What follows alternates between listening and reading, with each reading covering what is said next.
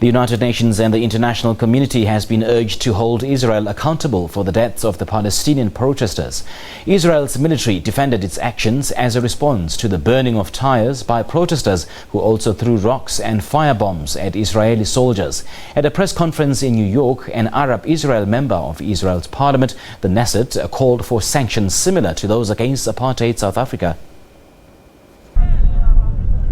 Plumes of smoke filled the air along Gaza's border with Israel. Several Palestinians dead and more injured amidst protests calling for refugees to be allowed to return to ancestral lands that are now in Israel. It doesn't pay the price of occupation. It doesn't pay the price of the siege. It doesn't pay the price of oppression. I cannot say even that the problem is occupation. I cannot say it. We stopped to say that the problem is occupation. Since the siege and the racist wall, we started to say that the problem is the priceless occupation. How easy it is to oppress the Palestinians. She argued that it was the duty of all Palestinians to engage themselves in a popular resistance and critiqued what she referred to as an equivalence given to both sides in the decades-long conflict. I want freedom.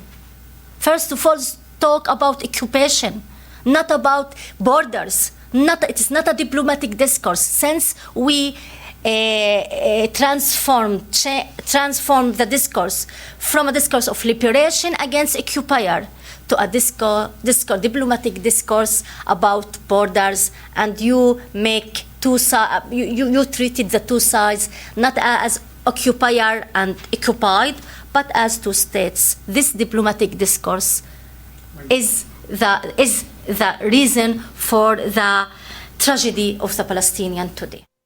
Comparisons were also drawn with the international community's response to Apartheid South Africa. The international community doesn't treat Israel as it treated South Africa. It was because of the sanctions, because a very clear international attitude that you are violating international laws. You cannot be a normal member of the international community. Well, the international community doesn't say this to Israel. Israel has argued that Hamas, that rules Gaza, is using the protests to launch attacks, while claiming large groups had tried to rush the border fence. UN Secretary General Antonio Guterres has urged both sides to avoid confrontation and exercise maximum restraint. Sherwin Bryce-Pease, SABC News, New York.